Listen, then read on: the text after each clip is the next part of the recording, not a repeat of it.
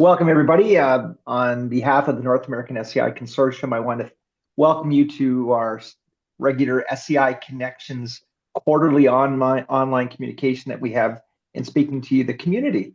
We listen to you and look for topics that we think are relevant to all of us, and we are very thankful for the guests that we have today, and we'll get to them in a second. I just want to do a brief thank you and call out to all of you and really introduce again you to the North American SCI Consortium, an organization that was put together back in 2018. And again, our mission is to bring about unified achievements in research, care, cure, and policy by supporting collaborative efforts across the spinal cord injury community. We have a very eclectic and interesting membership in that we have different types of categories. 70 of our members are actually community-led organizations, which is very significant. And that was the main reason we came together, because we felt that we needed to start speaking on certain issues as one voice if we could. And then, of course, we have over 495 individuals on their own with non-affiliations that have joined the organization, and 167 what we call partner organizations, which is really looking at the private sector and academia, researchers, and all of the above when it comes to that. And it's really important because we feel that having all the stakeholders around SCI and all the condition issues that we have, that we're represented, and we're very thankful for that. So next slide there, Gabby. I just want to let people know there are some upcoming events. Ian Burkhardt, our past president, will be presenting at the Asia meetings in San Antonio later in April. Both myself and Ian will be speaking at the Reeves Summit on May 6th and to the 8th. And then I want to alert everybody that the U2FP SCI Science and Advocacy Symposium is now recorded, and there's a live event available. I mean, taped live now, but you can go back and watch all the presentations and all the submissions that were made. So please feel free to do so. This information will be available in the chat. We'll have a link to our site. And of course, you can just look that up, but it would be well worthwhile to check it out. Great presentations by some of the people who are actually on the call today. So it's great to see. Next slide there. And like I said, our doors are all well open for anybody that wants to join the NASCIC, and there's a QR code there. And again, it's free membership. And I encourage people to do so because if anything, it just keeps you in the in when anything's coming down the pike. If there's any information such as our newsletter, and that's great for you to have available to you if you wanted to know about things. And one thing that NASCIC does is that we bring together resources. We try to connect from people in Miami to northern British Columbia, from people in Montreal to San Diego, coast to coast to coast. We really want to see and unify the community as best we can. Sometimes we call ourselves a bit of a Switzerland. We have different names for what we do, but our whole point is to allow all of our partners to flourish, but we somehow bring a connection to everybody and speak as one voice when necessary. So again, it's a great opportunity if you want to be involved and just to know what information is going on. Thank you. Next slide. So we are very blessed today to talk about really bone health and spinal cord injury. And I'm not going to probably just already butchered your title of your speech, but I think in general, people need to understand how important it is for us with spinal cord injuries, especially as we age. And I'm very thankful to have two of my favorite people in this world speaking today. So as many of you may know, Dr. Anita Kaiser is now Vice President of NASCIC, and she is currently a scientific associate at Kite Research Institute. And she completed her master's and her PhD in rehabilitation sciences at the University of Toronto. And she's also a director and head of the research division of the Canadian Spinal Research Organization. She's got a great resume and bio there. I'll urge you to look at that. And then what I think is the top PM&R physiatrist in not only Canada, but maybe North America. And sorry, I have a bias, Cathy. Dr. Cathy Craven. And Dr.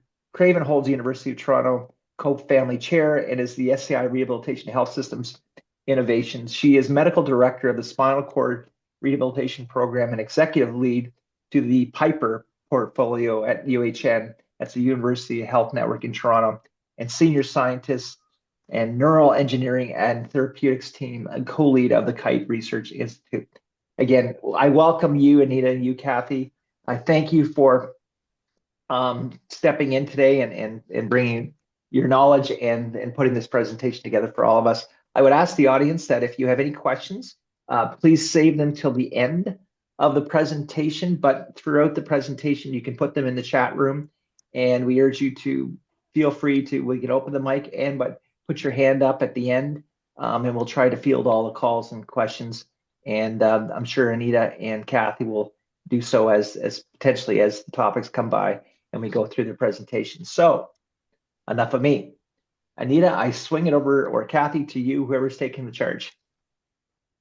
Thank you, Barry, and thank you for that warm introduction and inviting Dr. Craven and I to speak here today and share the work that we did in developing this podcast series, and hopefully empowering people to take charge of their health.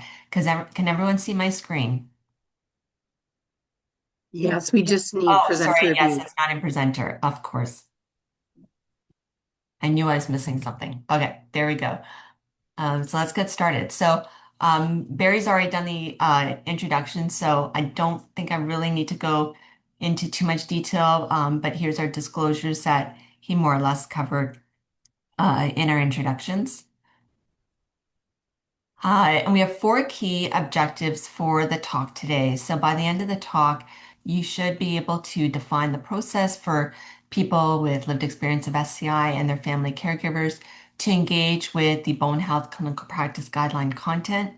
You should also be able to recognize the structure and intended use of the Bare Bones podcast series, as well as the educational action tools, or as we like to call them, EATs.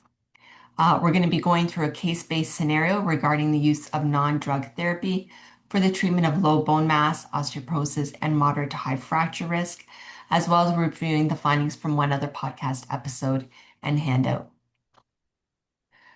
Okay, so I think the key message here really is that everyone should be in the business of fracture prevention. And I think what's important to note is that for most people, typically we don't see fractures in the forearm, spine, and hip in people with spinal cord injuries. And if you look at the image on the right, you can see that the 3 most common sites of fracture are just above and below the knee. And you know, some people don't always know when they've experienced a fracture. And so some of the symptoms that you need to be looking out for are things like swelling, redness, bruising. For those who have sensation, you may experience pain. Um, and for individuals with injuries above T6, you may experience autonomic dysreflexia. So if I can just ask everyone to please mute your mics, that would be great. Thank you. So if you do notice any of these symptoms, it's really important that you get checked out by a physician for a possible fracture. But why do we care about fractures? Why are they so important? One, fractures come with a number of complications, and they include things like blood clots, pressure injuries. Some people may experience depression because of the lack of mobility for long periods of time. There can be problems with delayed union, so your bone's taking a really long time to heal or not healing properly. There's also the loss of mobility and loss of independence in activities of daily living, and that may require more hours in attendant care. Or maybe for someone who is independent, they may actually need some attendant care for a short period of time while their fracture is healing. And it also comes with an increased in mortality. So in order to provide the best available care to people with spinal cord injury, Dr. Craven teamed up with 14 other experts in the field, and together they developed the clinical practice guidelines for bone health and osteoporosis management. And so basically what they did is they did an extensive review of the literature, and they assessed each article for the strength of the evidence. And in the end, they came up with 64 recommendations. And you can see with this image on the right-hand side that the guidelines is divided into 8 key topic areas, and that's by the little icons you can see here. And you can also see how these topics and key concepts sort of connect and relate to one another. So this guideline is really a great tool for your healthcare team to be able to learn and understand how to help you manage your bone health. Um, this is a process that should be begun very early on after spinal cord injury, and especially after someone's experienced a fracture. So if you weren't aware that these guidelines exist, it's important that you speak with your healthcare team to make sure that they're aware that they exist and that they get a copy of it. So, like I said, these guidelines were really developed for the healthcare audience. But what we wanted to do is really try to bridge that gap in knowledge and um, take the content within those guidelines and translate it into easy to understand information for the SCI community so that they would be able to understand, act, and adhere to the guidelines. So we decided to develop a podcast series to ensure that the community would be able to understand the content within the guidelines and know how to act to reduce their fracture risk. And so with the podcast, each chapter in the guideline or each episode series actually relates to or is based on one chapter within the guideline. And although this podcast series was intended for the spinal cord injury community, your healthcare team may actually also find it quite useful.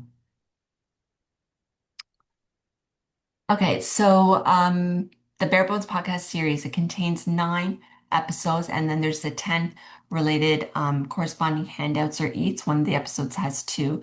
The episodes run for about 8 to 15 minutes in length each, and you can see all 9 episodes listed here.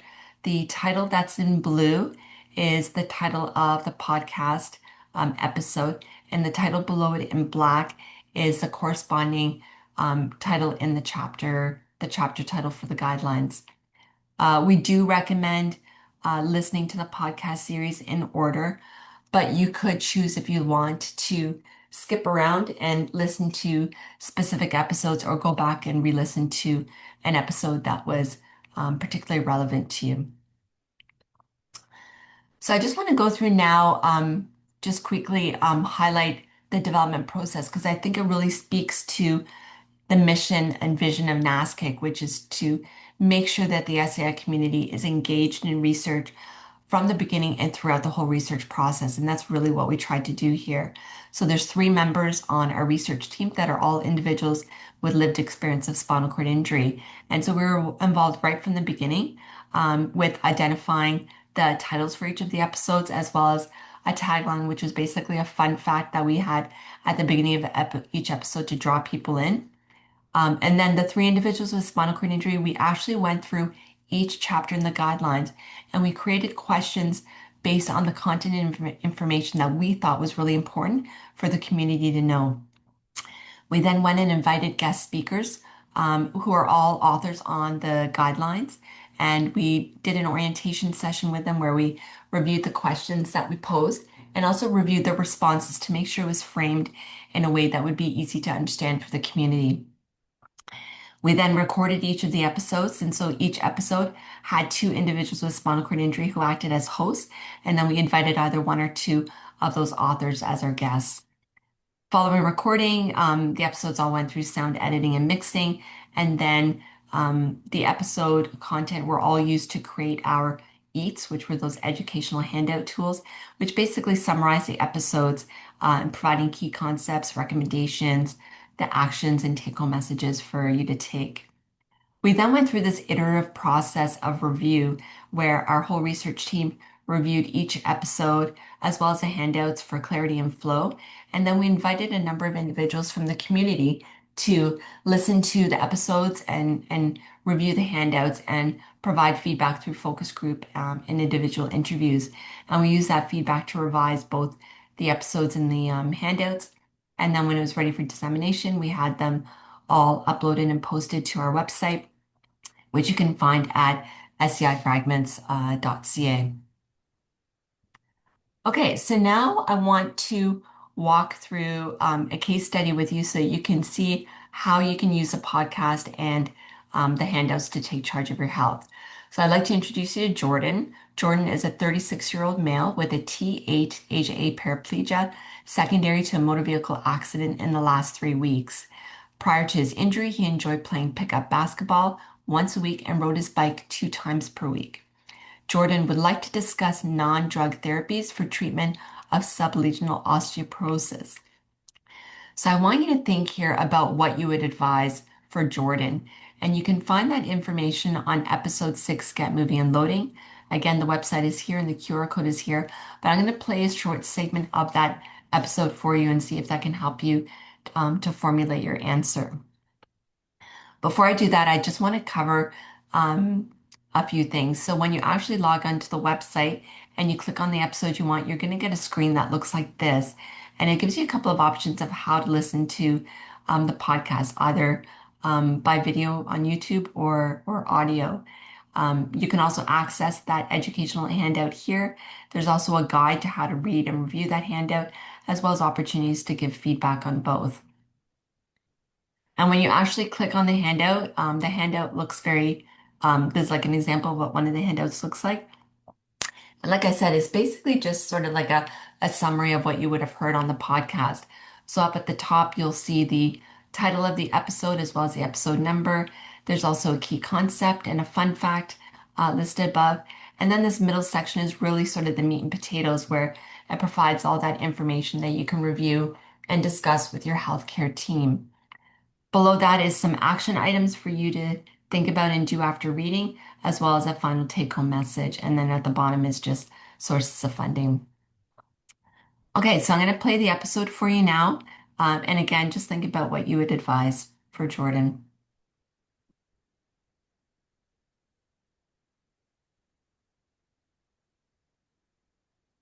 Did you know that weight-bearing exercises like standing and electrical stimulation may increase bone health following a spinal cord injury?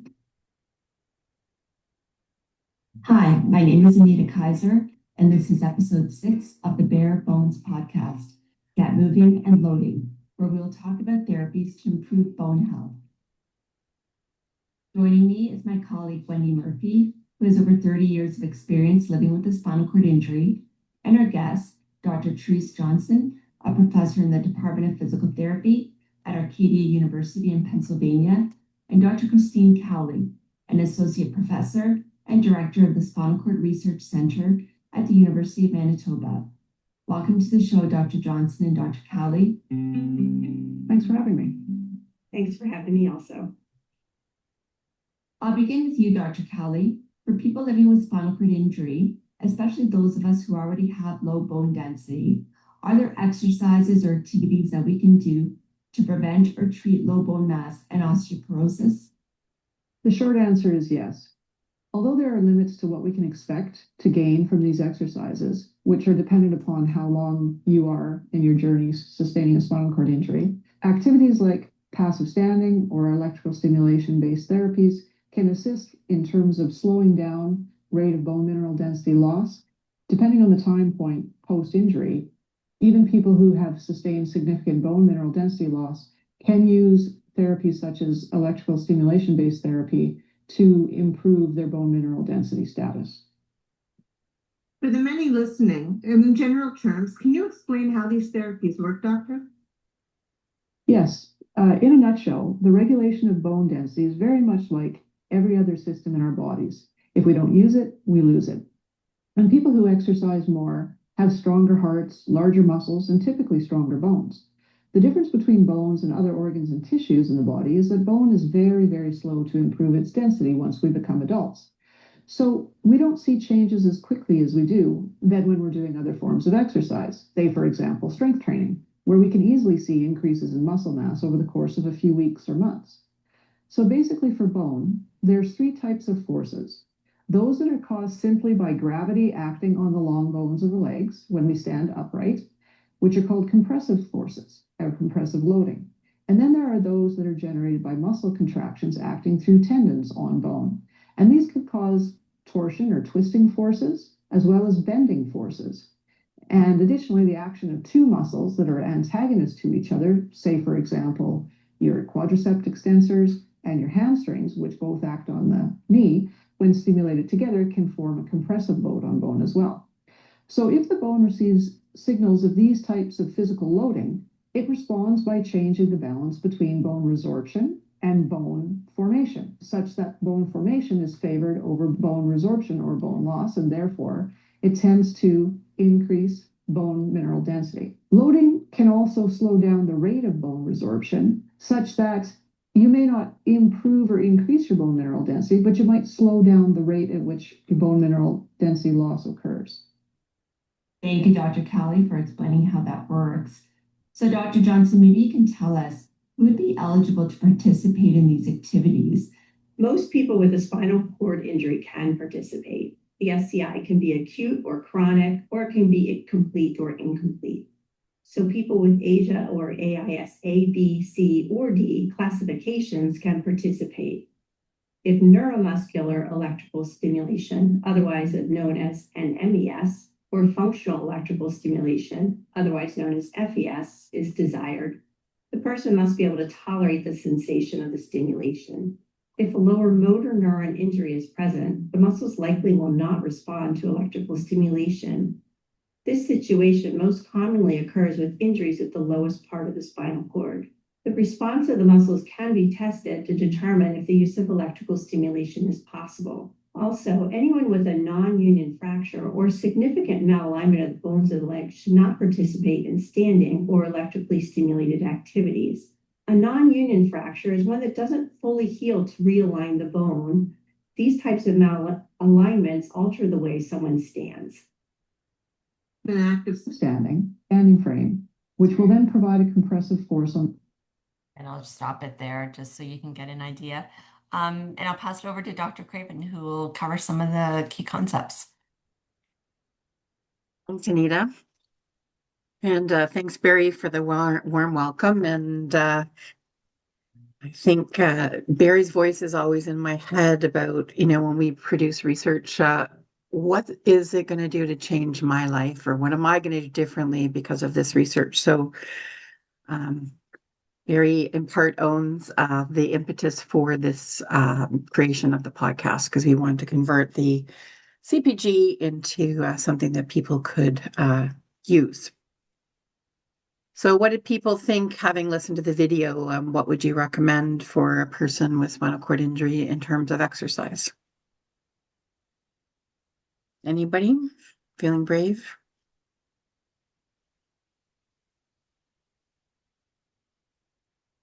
It's kind of hard. We're not really in a small group setting. So maybe, Anita, we could go to the next slide. So the three things that have been shown to really augment bone density. There's lots of exercise that has a ton of physical benefits, but there's only these three exercises that have really been shown to improve bone mineral density. That's neuromuscular electrical stimulation, functional electrical stimulation, and passive standing, like you would do in a standing frame, a standing wheelchair, tilt table, or even with forearm crutches and long leg braces. So has anybody online, maybe if you can use your reactions, has anybody tried any of these things, NMEF, FES, or passive standing?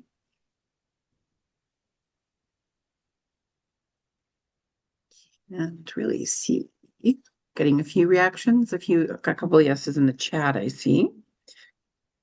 Yeah, so what's really important in terms of when you look at all the literature in the guideline, we use the term prevention. Also, some people are using passive standing, so that's great. Jen French says yes, Barry says yes. So there are specific parameters that determine that you've done enough exercise for it to be helpful for bone. So for a standing frame or any form of passive standing, you're looking at 1 hour, 5 days a week. Early post-injury can help prevent bone loss quite substantially. Or 30 minutes of FES where you're eliciting a visible leg muscle contraction against some resistance 3 to 5 times per week. So If you want to participate in these therapies, there's really a substantial commitment on your part to participate regularly and at the right frequency and intensity. And if you're looking for FES or NMES to actually increase bone mineral density when you have low bone mass or osteoporosis, as a few people have indicated in the chat, then we're looking at trying to do it for 30 minutes, 3 to 5 times a week. So interestingly, the thresholds for prevention and treatment of FES and NMES appear to be similar. It's only the passive standing that's been shown to be effective in prevention. Is that clear to people?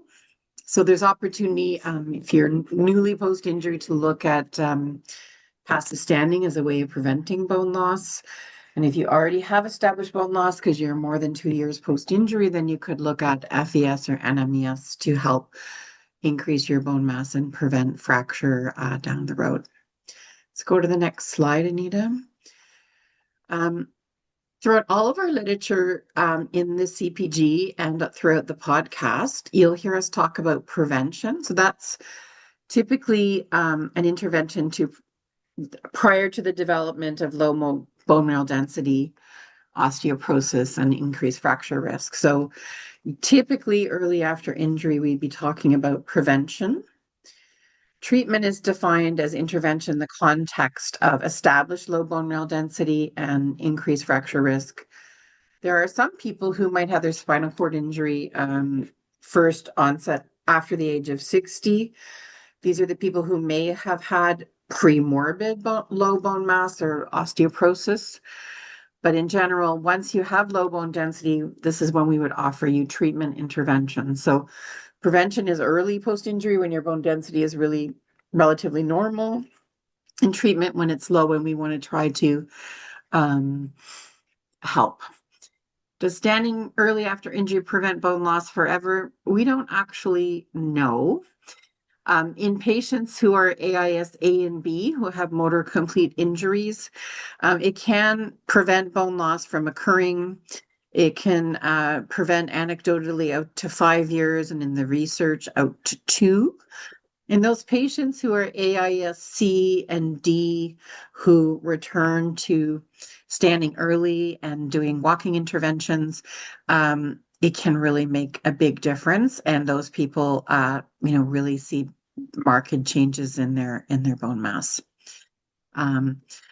I would love to recommend vibration therapy to prevent or treat low bone loss. I spent I would say 5 years of my career based on all the animal research in sheep and turkeys showing improvement in bone loss with putting people on a vibration plate. And we did a number of studies where we put paraplegic men on vibration plates and looked at their bone mass. What we established is that low intensity vibration with frequent exposure actually can help people lose weight, but it didn't actually augment their bone mass. So I don't recommend it for improving bone mineral density, but it is a great weight loss strategy. Next slide, please, Anita. Part of the recent ISCD guidelines for bone mineral density testing includes 4 positions about when people should get bone mineral density testing. And it also includes a recommendation for screening prior to people with chronic injury being exposed to novel therapies like FES or body weight support treadmill training. And the official position of the ISCD, and the one that we've been trying to promote, is there's no established bone mineral density threshold below which weight-bearing activities are absolutely contraindicated. I've noticed that in a lot of exoskeleton studies in the US, a sort of T and Z score cutoff has been established to prevent people from exercising. But when we actually looked at all the available published data, people fracture with low bone density and high bone density. So we don't think that bone density alone should be the criterion or whether people should be able to access an activity. I sort of prefer to more approach it like approaching people like adults and talking to them about what is their fracture risk, and then letting people choose, knowing that activity has some therapeutic benefits and it's got that double-edged sword of it may also increase your risk of fracture. So the people who we worry about the most are the people who've had prior fractures and have low knee bone mineral density below the fracture threshold, which is about 0.42 or 0.38 for the distal femur and proximal tibia. Anyone who has range of motion limitations, so if you've had heterotopic ossification, if you have contracture restricting your range of motion, if you've got ankle plantar flexion contracture, so it's difficult to weight bear on the flat of your feet. These are the people we worry about because with bone density loss over time, you get thinning of the cortex, the outer shell of the bone. You get reductions in the number of cross struts inside the bone.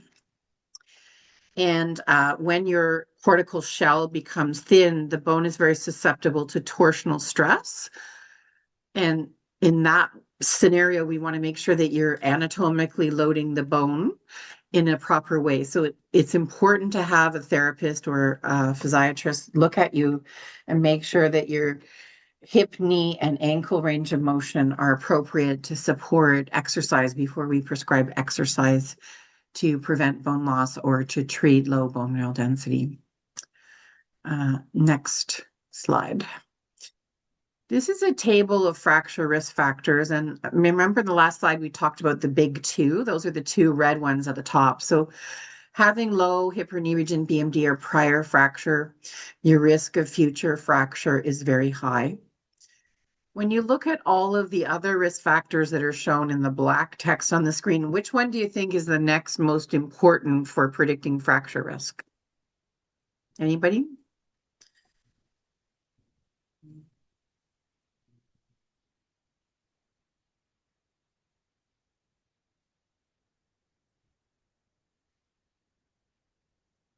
Family history, that's interesting. Yeah, family history is family history of osteoporosis. If you have a first degree relative who's had a hip or a wrist fracture, that's an important risk factor.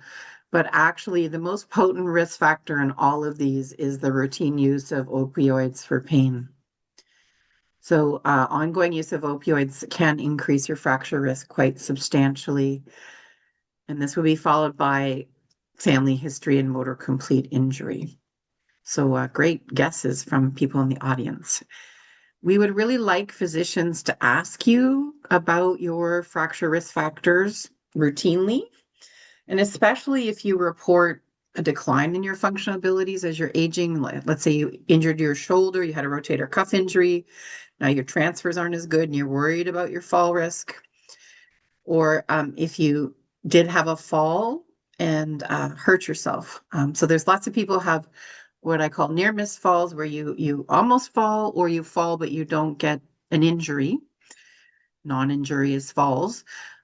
Those are the people we'd like to intervene with some of our fracture prevention strategies, including transfer upgrading and that kind of thing. So we're hoping that you would start to see your physicians ask you about your fracture risk on an annual basis going forward after publication of the CPG. Next slide, please, Anita.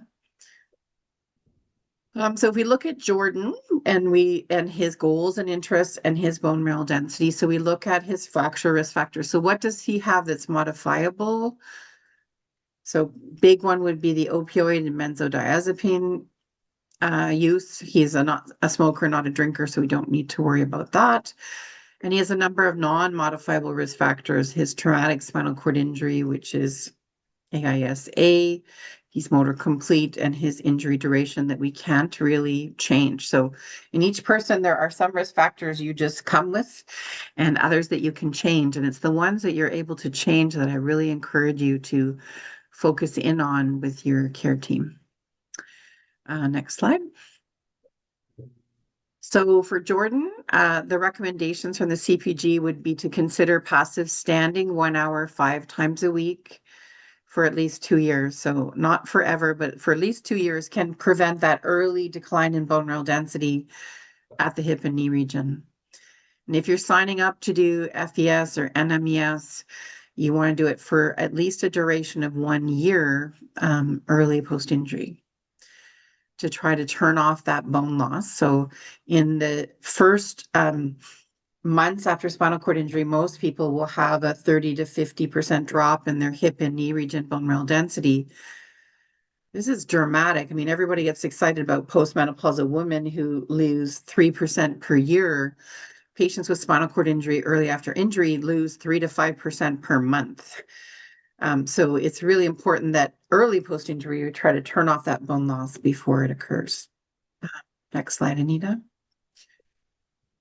And then if we're looking at FES or NMES for treatment, there's two things here, and this is really not your job to know, but there are specific pulse durations, frequencies, and amplitudes of NMES and FES stimulus that have been shown to work. So it's really important when you get started on a program that you have a therapist see and assess you. They make sure that your FES or NMES is producing a visibly strong contraction. With FES, you'd be doing some kind of functional activity, such as cycling or rowing. With NMES, you'd have the contraction against resistance, but you wouldn't necessarily see movement. So you might see contraction of the quads in passive standing as an example. But without these parameters being set, you don't get the therapeutic benefit. So you can be doing FES, which is great and fun, and it's helping your neurologic recovery. It's improving your bowel transit times, making you feel well, but it may not be changing your bone unless it's at these parameters that are shown on the screen.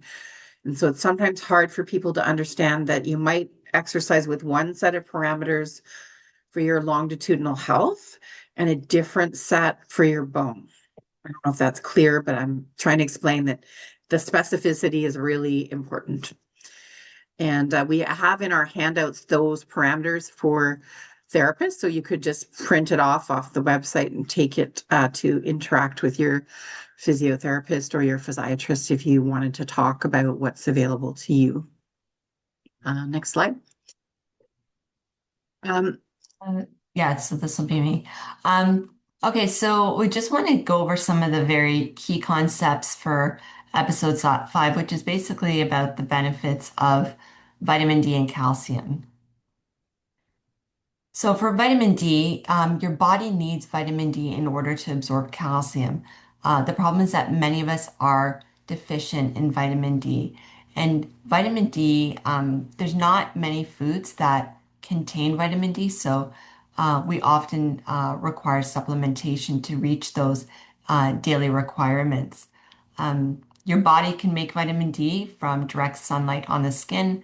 However, many of us with spinal cord injury spend a lot of time indoors. For those of us in the northern regions and colder climates, long winters mean a lot of time indoors, and even during the warmer months, usually there's not enough exposed skin to sunlight to produce adequate amounts of vitamin D. So we typically recommend about 1,000, 2,000 units per day. But we do recommend having your vitamin D levels checked yearly to make sure that you are getting adequate amounts.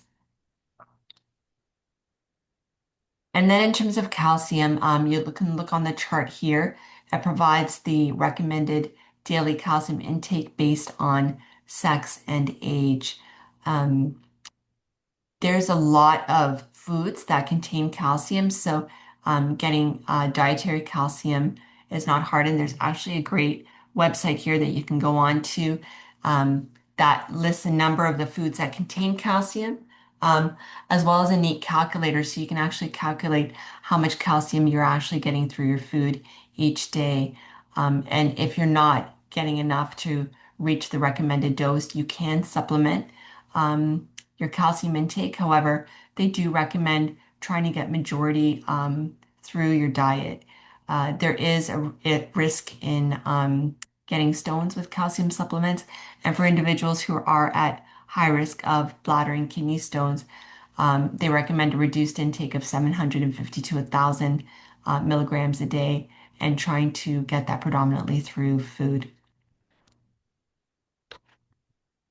Okay, so I want to walk through another case example with Jordan, who is now in his chronic phase. I'm not going to play the episode for you, but you can find this information on episode 8, Snap and Crack. So in this case now, Jordan is now a 48-year-old with a T8 Asia A injury from 12 years ago. He had a venous thromboembolism, which is like a blood clot, during inpatient rehab, and he comes to physio clinic reporting swelling on his right shin. He fell playing wheelchair basketball 2 days ago, and he has a low-grade fever today. So I want you to think about what's concerning and what you would advise, and I'll have Dr. Craven walk through some key concepts.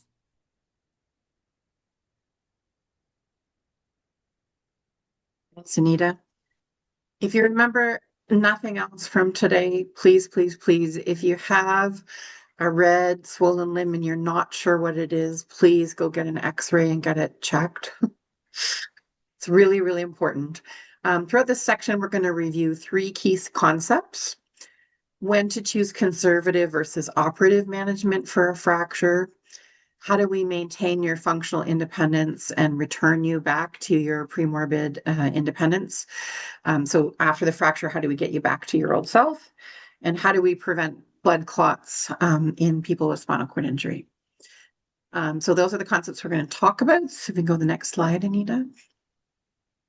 So as I said, a red swollen leg, and Anita pointed out, can be HO, it can be cellulitis, it can be a fracture, it can be an evolving tissue injury or pressure sore, or it can be a blood clot, or sometimes it's a combination. But the very first thing you need to do is get an x-ray. And frankly, any idiot doctor in any setting can do an x-ray and tell if you have a fracture. So step 1, when you have this red swollen leg, is to make sure that you get an x-ray. And then if the x-ray is negative, then people need to look more closely for blood clot or skin infection. If you do have an x-ray, we want to make sure that you see an orthopedic surgeon and you discuss what's sort of the optimal treatment for the fracture. If you look at this flow diagram that Anita showed you, I just want to show you at the bottom here is the icon for the fracture. Can people see the little knee region at the very bottom?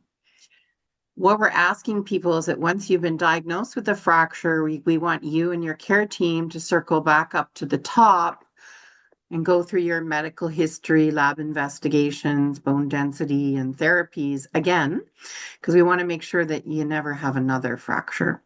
So that's sort of an integral part. Doesn't need to happen right away. The x-ray and the orthopedic consult, though, are really important. And any idiot doctor, nurse practitioner, anywhere, they don't need specialty care to diagnose a fracture. But once you have a fracture, you need to see an orthopedic surgeon to talk about what's the best strategy. Next slide. We have published now what's called the OTA Delphi Consensus Management on Fractures. And our recommendations, which are both in the Bone Health CPG and the OTA Delphi Consensus, which a bunch of rehab professionals and orthopedic surgeons worked on together. So we're sort of saying there has to be shared decision-making with the patient around the risks and benefits of surgical or conservative fracture management. In general, if you have a fracture below the knee, we usually suggest that you think about conservative management, like the cast that's shown here in blue with the patient with the elevated leg rest.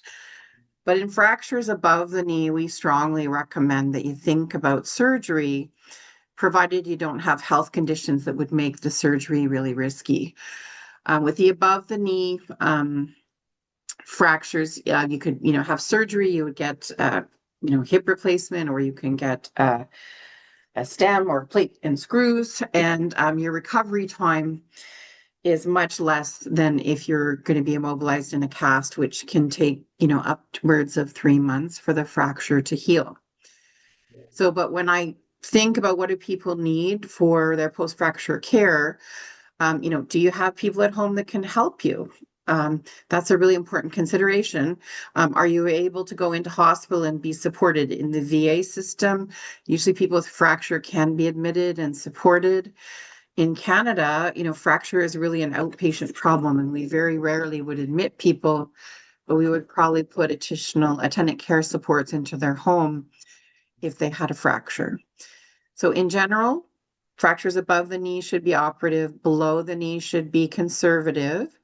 However, it depends on your health and what services and supports you have and what you're comfortable with. So it should be sort of a dialogue between you and the surgeon about what's the best way to manage the fracture. Next slide, Anita. The other thing that's new in our guidelines and, wasn't really available a few years ago is the recognition that when you have a fracture, once you've had definitive management of the fracture, and what do I mean by that? Once we've decided that, okay, you're going to be casted and the cast is on and it's bivalved and everything is good, or you decide you're going to go ahead with surgery and the surgery is completed, that after that definitive management, you need to be placed on VTE prophylaxis. That's medication to prevent a blood clot. Blood clots will often happen associated with the inflammation of the fracture and the immobility. And we've said that you should stay on the blood clot for about 4 weeks or until you return to your baseline mobility. So if you're in a long leg cast and you're not getting around to your usual self for 3 months, then you would be on the blood thinner for 3 months. If you're normally a para up and mobilizing in a chair and your cast or your immobilizer comes off after 4 weeks, you probably can stop it. And we're recommending that people use a DOAC, which is an oral anticoagulant, or low molecular weight heparin. These are widely available in pretty much every pharmacy. Not fancy stuff, but the direct oral anticoagulants are a little bit more expensive, but they've got a little bit more room for error. With low molecular weight heparin, the dose is titrated to your weight. Okay, so 3 things to remember now: get an x-ray, see an orthopedic surgeon, make sure you get medication to prevent a blood clot. Next slide.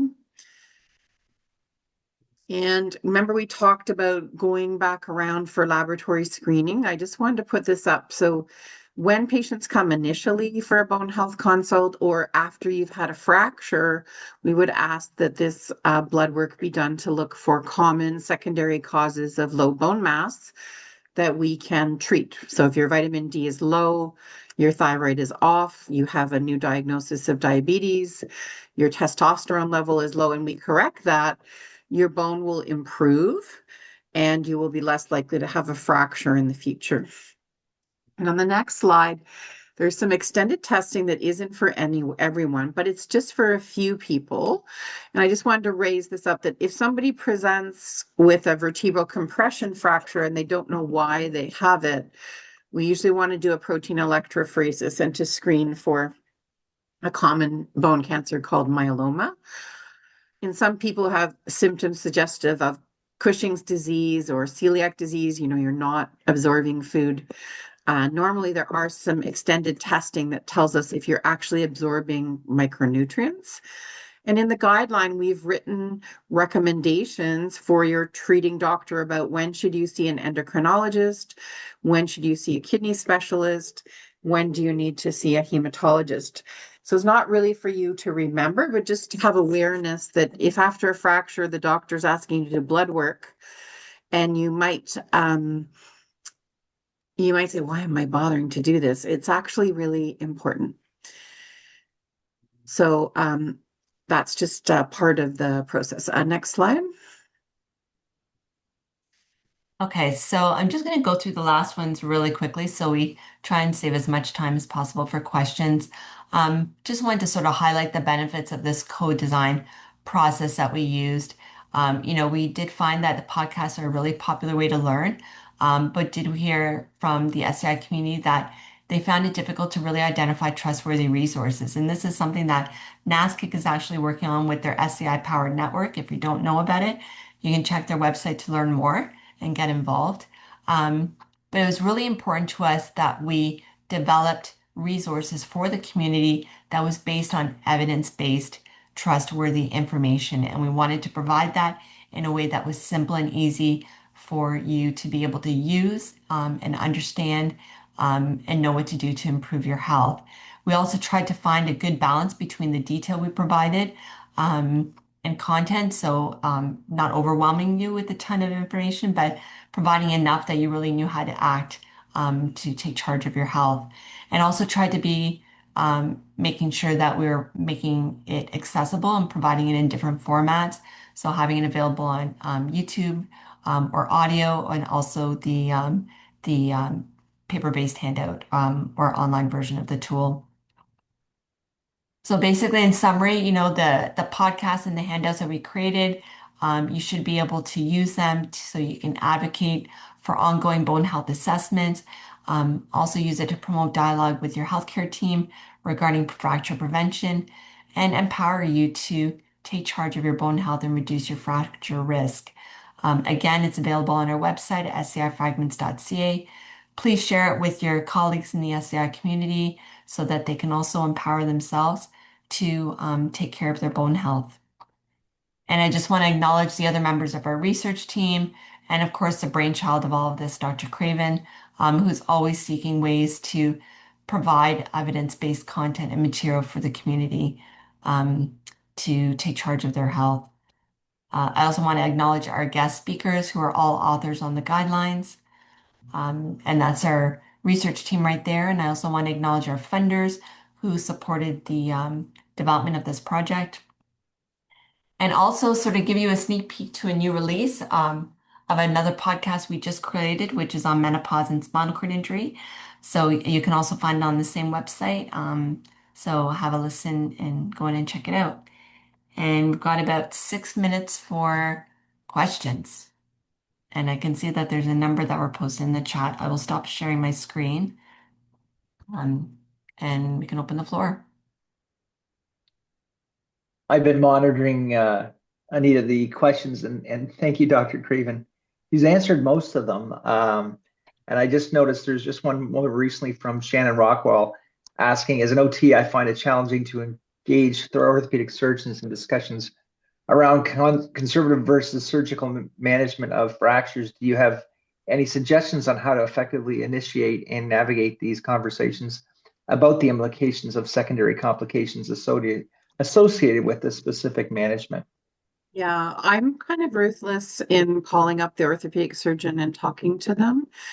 So if there has been a discussion, like if the surgeon has decided to manage your fracture or the fracture with a cast, I call them up and say, okay, can you promise me that there's adequate padding over the ankles and around the heel so the person's not going to get a skin breakdown? Has the cast been bivalve so we can do regular skin checks while we're doing healing? So I usually have a dialogue with them. They will often go in and put in a lighter cast with more padding, or they'll put in bivalving to allow us to check when we sort of jointly own the monitoring of the patient. I also share with them the OTA Delphi consensus guidelines for orthopedic surgeons and let them know I'm happy to answer any questions that they have. And we've usually gotten into some pretty productive dialogues. And they just need reminders. The patient with spinal cord injury, if they're motor complete, they may not feel their ankles or heels. And I spend a lot of time with patients and orthopedic surgeons actually just talking about how to position people after they've had a fracture. So if you're carrying around a big cast, I'm sure you know that if you lie on your side and the cast is up in the air, the cast is going to put pressure on the limb that's below it. So we need to, bring the leg forward, put a pillow under it, make sure your ankle's off the ground. Some of the really basic things of positioning and OT guidance. So I just call them up and talk to them. They're getting used to me now and happy to interact. And they don't want patients to have complications. They want to see early fracture healing. They do not want you to have a pressure sore or a blood clot. So they're usually very supportive and helpful as long as you sort of call them up and, express what you're concerned about. And some of them go, oh, I hadn't thought about that. Or some of them go, oh, yeah, thanks for the reminder. I'm on top of it. But in the last 3 cases, after I talked to them, they went in and revised the cast for the patients. They put in a lighter weight one and more padding around the ankles and the malleoli. But if you have a rehab team member that you're connected with, either your physiatrist, it could be your family doctor, or your nurse practitioner, you know, they can also raise some of the concerns. So I don't know if that's helping the person who's the OT asking a question. I found them to be really great if I just, you know, call and say, I'm concerned about this. Do you think we've done the right thing? You know, I've always done this in the past. And they usually are pretty open when you're not accusing them of having done bad care, but you're just asking, are you confident we've addressed this risk? And, you know, if you have a cast that you think is too tight or it's really uncomfortable, please make sure you advocate and go back and get it replaced. Shannon, I can be relentless when needed. Thank you, Shannon. Sometimes we spend a lot of time in advocacy that hopefully as we get better at this, we won't have to continue doing. But as we've just put out new guidelines, you know, the guidelines for bone density testing now were out in 2019. The bone health guidelines been out for 3 years and the OTA consensus for 2. People are still learning about it. It's starting to be part of residency program training and the education of medical providers. So hopefully 5 years from now, we're not going to have to do as much advocacy. It should be standard care. But when we're in this transition period, it takes a village to kind of educate everyone. For someone who has multiple fractures below their spinal cord injury, more than 10 years post-injury, do you recommended bone mineral density treatment medication, or is that ship sailed? Yes, I do. So there's a number of medications, oral and IV that, or subcutaneous that can be used to augment bone mineral density. So we know, and we've done several studies looking at if you give people calcium and vitamin D, which are the building blocks of bone, and an anti-resorptive medication, a medication that slows down the rate that you break down bone. In most cases, we can either maintain or improve your bone mass. There's never been a study that had a big enough sample to say, do we actually reduce fracture risk? We're assuming that if your bone density is going up and your bone is getting stronger, that will result in reduced fracture risk. But definitely if you've had multiple fractures, you would fall in the high risk category, and that's somebody who really should talk about and consider drug therapy. I don't know if that answers the question. If somebody wants to ask further, I'm happy to try to answer further. We recently did an analysis that we're going to present at ISPRM showing that more than 3 doses of denosumab, so that's a drug called Prolia, in your setting, can help to maintain bone mineral density. And we have a large sample. We're going to publish that about showing in about 150 people with spinal cord injury that there are improvements in bone density with use of Prolia. I'm also, recommend for young men or somebody who doesn't have any GI issues, oral alendronate is a very appealing medication. I know that in the US, more people use IV zoledronic acid for early prevention. So the drugs have a place. There's, oral, IV, and subcutaneous drugs that can be helpful. Does passive leg movement using exercise machines like XM Flex and New Step help with maintaining or improving bone density? Rob, we know that early post-injury, yes, it does help to maintain your bone density. I think that part of the problem that we have with low bone density is there's changes in blood flow to the limbs. And that's why you see some bone loss at the hip and more bone loss at the knee and even greater at the ankle. And so I think that anything like New Step, Motomed, XM Flex, where you are doing some passive leg movement and helping to restore blood flow, likely has some therapeutic benefit that we haven't finished sort of demonstrating. When I talk to people who come to my clinic who do regular passive movement, they seem to have a little bit better bone density than the people who do not. Does it equate to lower fracture risk? I'm not sure, but they certainly have better bone density. I don't know if that answers the question.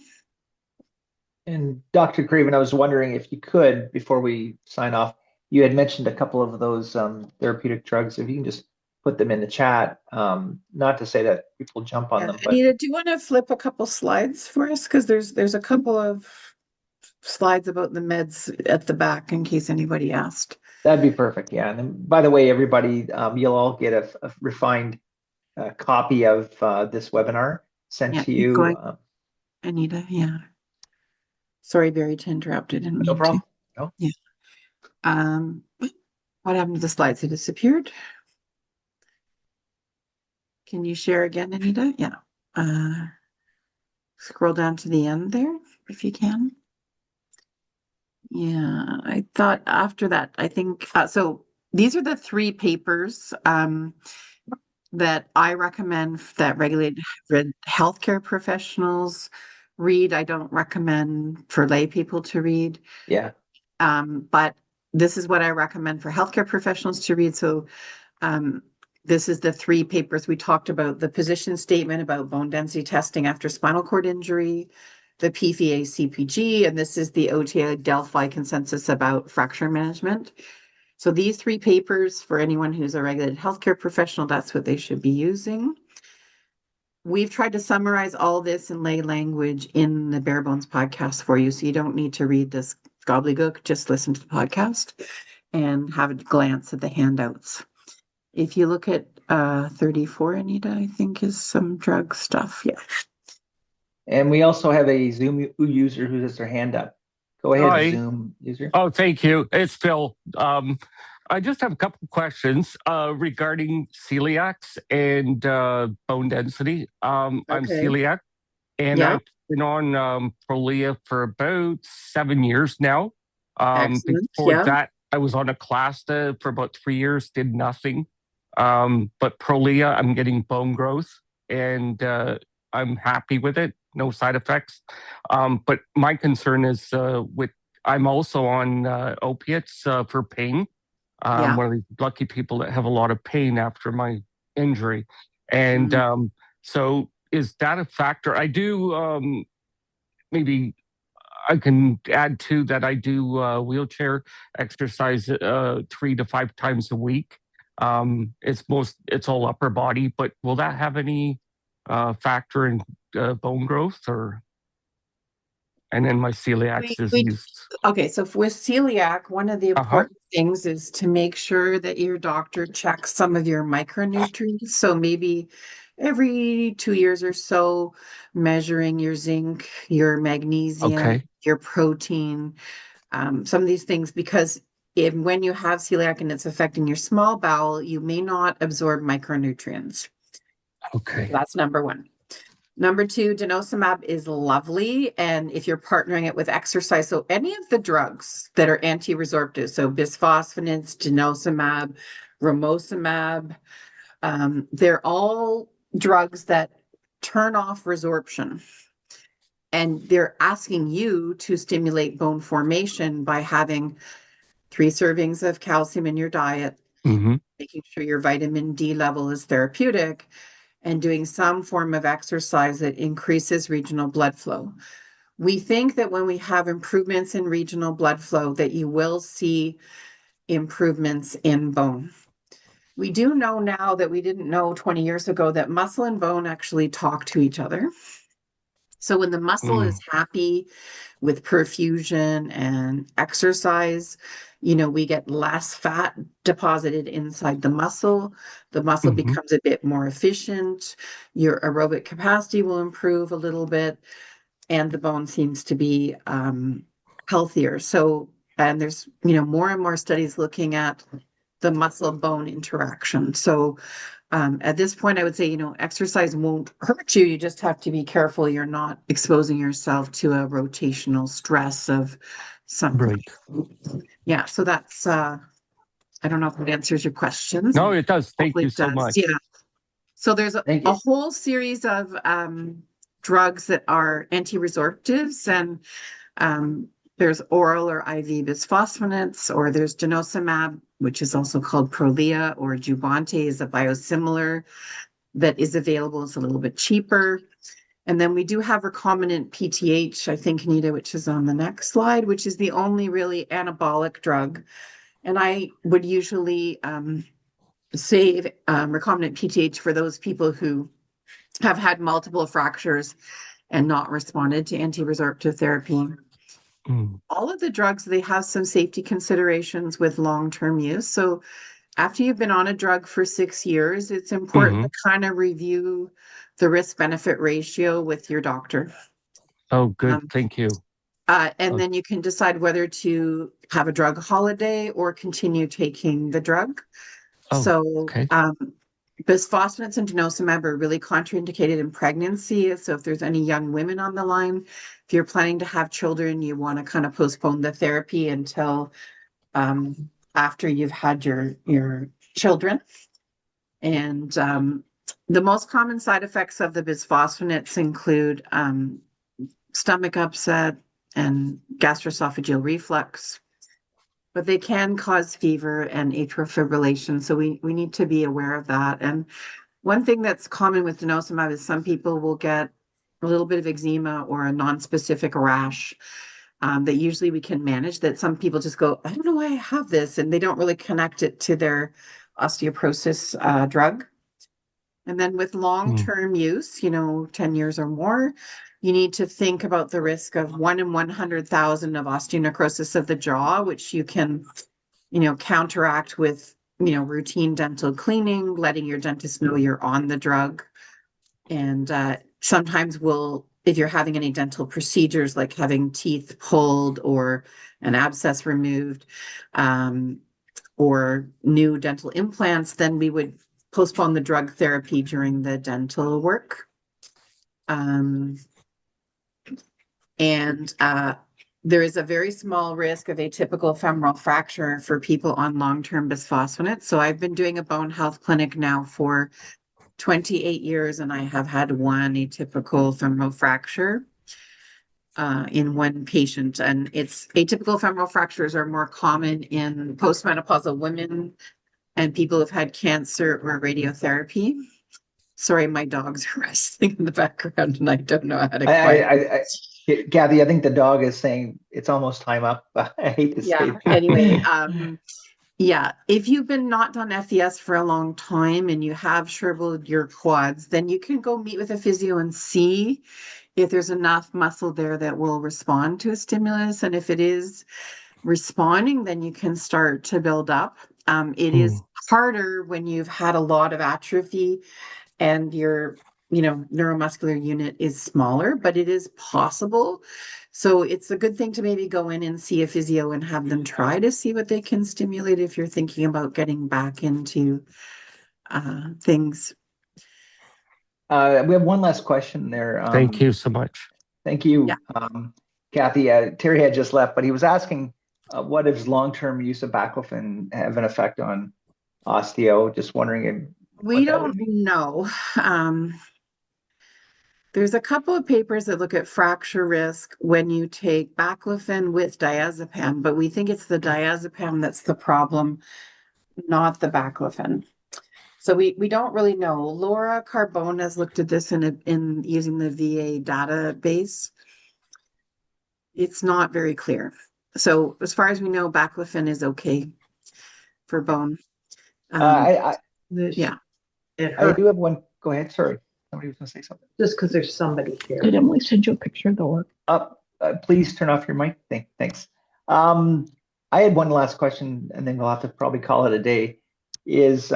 I've heard anecdotally that the problem with, say, taking Prolia is that if you go off Prolia, the side effects could be somewhat severe. Yeah. Well, okay, there's two things with Prolia. If you're going to come off Prolia, you should step down onto another anti-resorptive, so you don't go from Prolia to 0. You'll go Prolia to alendronate to 0, or Prolia to risedronate, or Prolia to zoledronic acid and then to 0. The big problem with Prolia is if you miss a dose, it's given as a subcutaneous injection, can be given by your pharmacist, or a lot of patients learn to do it for themselves if they have sufficient hand function. It's once every 6 months, and you don't want it to be delayed. If you delay the injection more than 30 days, this can increase your risk sort of paradoxically and ironically a vertebral fracture.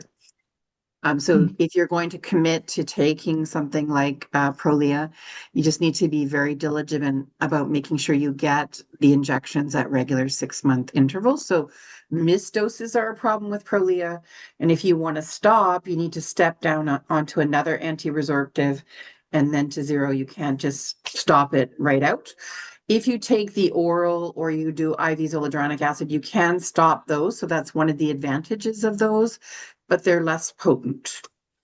So with everything, you kind of have to weigh the risks and benefits and sort of go with your eyes in. But when we say you actually need to adhere to the timing for the administration of the injections, we actually mean it. We're not just, trying to make business. We're just trying to make sure that people get all of the benefits. The big things like having 3 servings of calcium in your diet, getting the vitamin D, getting your annual blood work, those are all things you can control. And then the choice of drug therapy is really based on a discussion between you and your care provider, whether that's a nurse practitioner, a family doctor, a physiatrist. We think they help improve bone mass. We don't know for sure that they reduce fractures, and that's what we'd like to know. I hope that in my lifetime, there's going to be a multi-center study to actually answer this question. And I'm hoping when we publish our denosumab data in May, that will drive a conversation. So thank you, Cathy. And Anita, thank you so much. Any last words? Because we are over time, but I'll tell you, that's a sign of a very informative presentation with lots of great questions and great answers. Maybe Anita, do you have anything to say? And my last thing, which is what we've said through our podcast, is knowledge is power. So the more knowledge you have, the better you can take care of your health. Great. Cathy? Yeah, I guess if you have a minute, you can go onto the website. We can put it in the chat. Have a look at some of the handouts, even if you don't listen to the podcast. We tried to make, multiple formats for this information. And, it can be used in multiple ways. If you're a visual person and you just like the handout and to talk to someone, if you just want to facilitate a conversation, or if you're an auditory person, you like to watch the video or listen to the podcast, then please do. They're really short. They're 6 to 10 minutes. If you do one a day for the next 10 days, you'll be good. You'll have learned a lot and it's not overwhelming. So I really encourage you. We tried to make these user-friendly. We found that actually a lot of regulated healthcare professionals like the quick podcast and handout as a review rather than looking at the big, long guideline with all the evidence. So I'm hoping that they'll get some traction, and please, share the handouts with colleagues and friends, share the link to the podcast. We created them because we wanted to share the information. And certainly if you want to use them, if you're educating other peers, if you're a peer support coordinator or a health system navigator, happy to have you use them. Just if you want to alter them, you need to reach out to us. But would just encourage you to try to have a listen and see. It's probably something for everybody. And even if you just know they're there, if you get a fracture, to check in and listen to the one about fracture. If you're going for your annual checkup and you're thinking about your blood work, you can review what's there. So don't be afraid to revisit them over and over again. And both the Bare Bones podcast and the Menopause podcast are together. And for any women, boy, did we learn we've got some work to do in the spinal cord injury field doing the Menopause podcast. So we tried to put out what evidence there is, and we've tried to flag for funders the need for some women's health research. Well, thank you. This was very informative. And just to let everybody know that we archive these webinars, and everybody that attends today will be sent an edited version along with the references to the websites and materials that you provided today. On behalf of all of us in the NASCIC community, we want to thank you, Anita and Dr. Cathy Craven, for joining us today. You were fantastic. It was great presentation. Thank you.